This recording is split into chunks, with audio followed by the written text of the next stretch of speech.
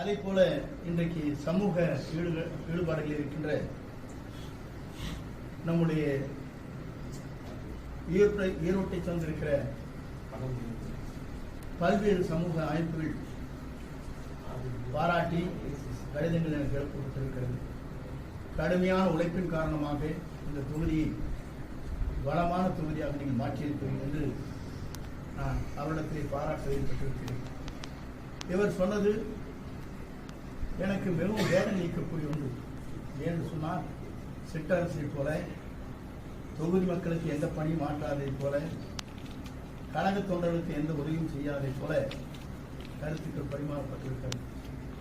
எத்தனை பேர் ஒன்றியத்தில் சேர்மனாக, நகர்மன்ற தலைவராக, அதே நேரத்தில் வழக்கறிஞர் உடைய சட்ட நிபுணர்களாக நியமிக்கப்பட்ட வரலாறு இந்த தொகுதியில் இருக்கிறது. ஊராட்சி மன்ற தலைவர்களாக இன்றைக்கு அவர்கள் எங்கு வேண்டுமானால் செல்லலாம். அது ஜனநாயகம் முறைப்படி அவர்களுக்கு அவருடைய கருத்துக்களை பரிமாறுவதற்கு அவர் எங்கு வேண்டுமானாலும் சென்று எங்கு வேண்டுமானாலும் சென்று கருத்துக்களை பரிமாறலாம். ஆனால் குறை சொல்வதற்கு